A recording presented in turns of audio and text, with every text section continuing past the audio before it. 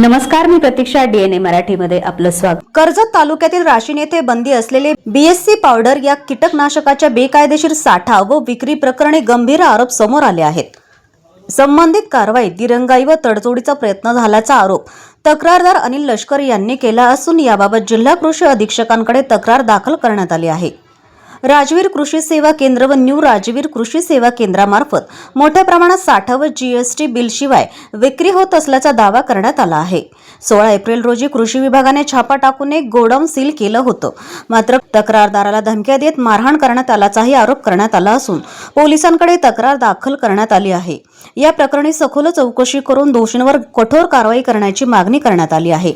आज तक्रारदार अनिल लष्करे यांनी ज्या कर्जत तालुक्यातील मौजे राशीन येथे जे बेकायदेशीरित्या शासनाने जे बंदिस्त म्हणजे बंद केलेले आहेत, जे BSC पावडर असेल किंवा थायमिट असेल, याच्यावर बंदी ठेवलेले अनाधिकृतरित्या जे इतर राज्यातून ज्या राशन शहरामध्ये जे कृषी सेवा केंद्र आहे, राजवीर आणि न्यू राजवीर याचे कृषी सेवा केंद्र आहेत, याच्यामध्ये मोठ्या प्रमाणामध्ये कंटेनर टू कंटेनर त्या ठिकाणी खाली त्यांच्या गोडाऊनमध्ये खाली होऊन इतरत्र जिल्ह्यामध्ये ते वितरित केले जातात।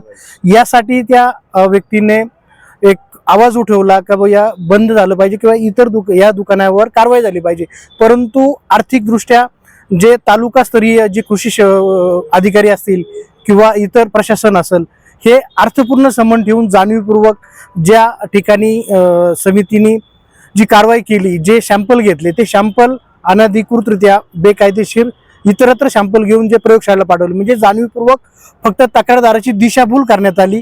तर या प्रक्रियेवर किंवा या तक्रारीवर अन्याय निवारण सेवा समितीच्या वतीने जे वरिष्ठ कार्यालय जे राज्यस्तरीय समितीमार्फत त्या दुकान विक्रेत्यावर ते समितीने सॅम्पल घेऊन आणि इतर जे सॅम्पल जी शासकीय प्रयोगशाळा आहे तर प्रायव्हेट प्रयोगशाळेवर जे आम्ही सॅम्पल देऊ त्या सॅम्पलनुसार त्याची चाचणी करून संबंधित असणारे जे कृषी सेवा केंद्र आहे याचा परवाना रद्द करून आणि जे इतर राज्यातून आलेले थायमिट याच्यावर शासकीय जप्ती आणून त्या दुकानदारावर फौजदारी स्वरूपाचे गुन्हे दाखल करून जी कारवाई करण्यात ही कारवाई जर आम्ही लेखी निवेदन पाठपुरावा करून संबंधित परवाना रद्द नाही झाला तर अन्याय निवारण सेवा समितीच्या वतीने कृषी संचालक महाराष्ट्र राज्य पुणे या कार्यालयासमोर उपोषण करू। धन्यवाद। राशीन तालुका कर्जत, जिल्हा अहिल्यानगर या ठिकाणी राजवीर कृषी सेवा केंद्र आणि न्यू राजवीर कृषी सेवा केंद्र असे दोन कृषी सेवा केंद्र बेकायदेशीर शासनाने बॅन केलेले थायमेट आणि BSC पावडर ठेवण्याबाबत मी तालुका कृषी अधिकारी यांना निवेदन दिले होते। त्याच्यावरती तालुका प्रांत आणि तालुका पोलीस निरीक्षक, तालुका तहसीलदार यांची आवक ठिकाणी जाऊन सिग्नेचर घेऊन त्याचा पाठपुरावा करण्यासाठी कृषी तालुका अधिकारी साहेब वाणी साहेब यांच्याची बाय हँड देऊन त्यांना मी पूर्ण घटनेचा पाठपुरावा सांगून त्या घटनेला काहीतरी कुठंतरी थांबायला पाहिजेत ह्या हिशोबाने त्यांना मी ते पूर्ण माहिती दिली व त्यांनी दुसऱ्या दिवशीच त्या कारवाई करण्याचे आदेश दिले। त्यांची टीम दुसऱ्या दिवशीच 10 वाजता राशीन ठिकाणी दाखल झाली, परंतु दाखल होताना त्यांनी अगोदरच पूर्ण माहिती दोन्हीही दुकानदारांना दिली की आम्ही कारवाईसाठी येत आहोत, सदर गोडाऊन मधला माल तुम्ही त्याचा विल्हेवाट दुसऱ्या ठिकाणी लावा आणि जो तक्रारदार आहे त्या तक्रारदाराला आम्ही तिथं बोलून काहीतरी दुसरेच नमुने दुसरंच काहीतरी असं दाखवून आम्ही तिथनं पलायन करतो, बिनधास्त तुम्ही राहा असं फोनवर अगोदर मॅनेज करण्यात आलं आणि मग तीच प्रोसिजर त्यांनी चालू केली। मला त्यांनी ज्यावेळेस राशीनमध्ये आलो म्हणून फोन केला त्यावेळेस ते काय म्हणाले, तुम्ही कुठे आहेत? मी म्हटलं मी तुमचीच वाट बघतोय।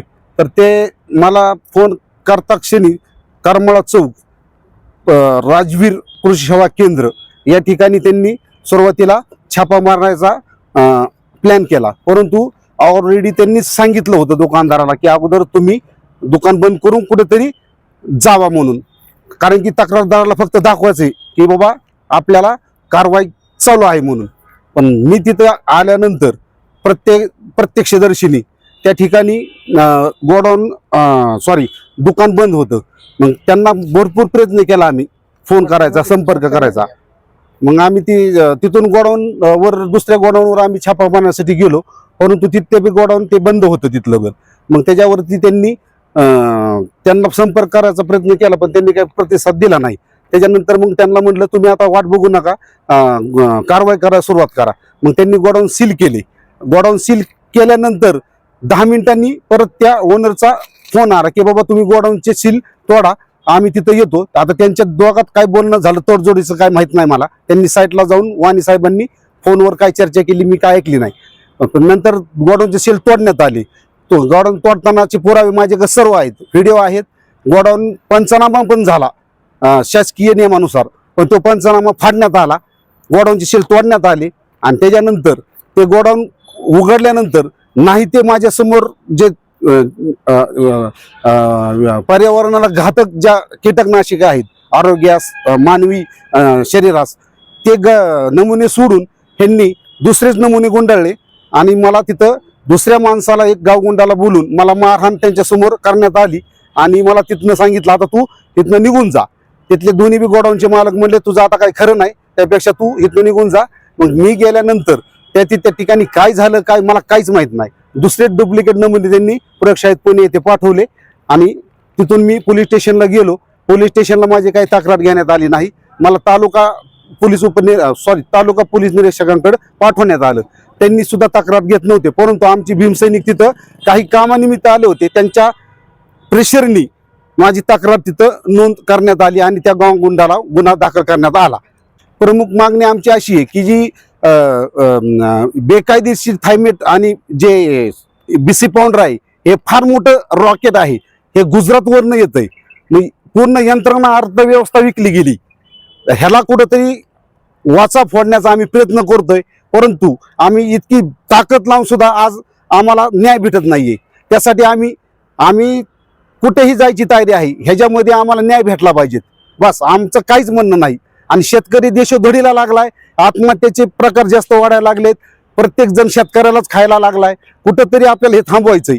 त्यासाठी आपण उठाव करतोय ह्याच्या विरोधात आणि प्रशासनाला जागा करायचंय आपल्याला. हे जे चाललंय हे चुकीचं चाललंय.